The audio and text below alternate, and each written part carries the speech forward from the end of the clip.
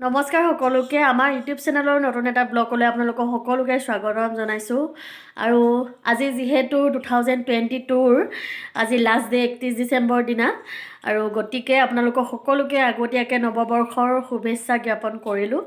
আৰু সকলোৱে ভালে থাকক আগুৱাই যাওক ভাল কাম কৰক জীৱনত সদায় আমাকো আশীৰ্বাদ কৰিব আমি যাতে ভালকৈ থাকিব পাৰোঁ আগুৱাই যাব পাৰোঁ আৰু এইখিনিতে এটা কথা ক'ব বিচাৰিছোঁ আজি আমি ব্লগটো মানে মই দিনত ষ্টাৰ্ট কৰিব নোৱাৰিলোঁ বহুত কাম আছিলে আমি দুটাই আজি ঘৰ চৰ চাফা কৰিলোঁ গতিকে ব্লগটো আজি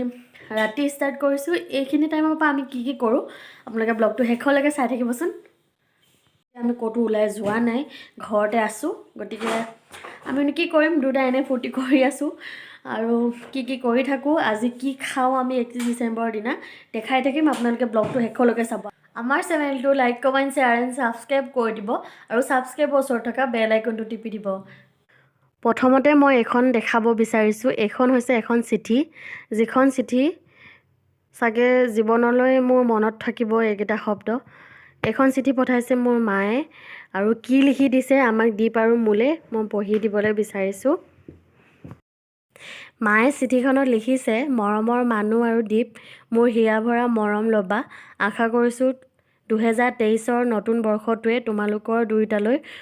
নতুন সুখৰ আৰু শান্তিৰ বতৰা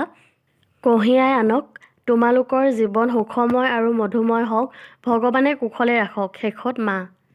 কি বুলি ক'ম আচলতে ভাষা নাই কোনো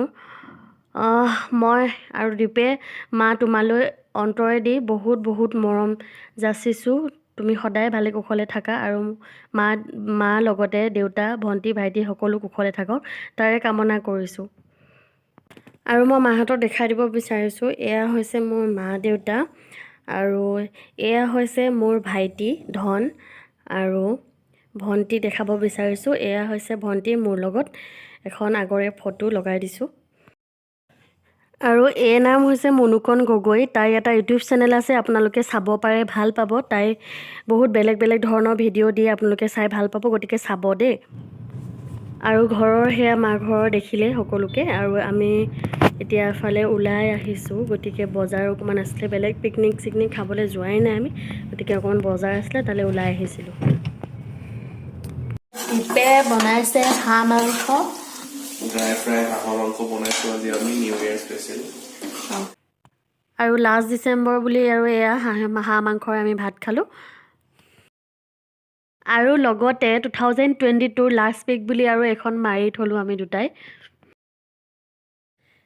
আমাৰ ব্লগটো আজি ইমানখিনি আছিল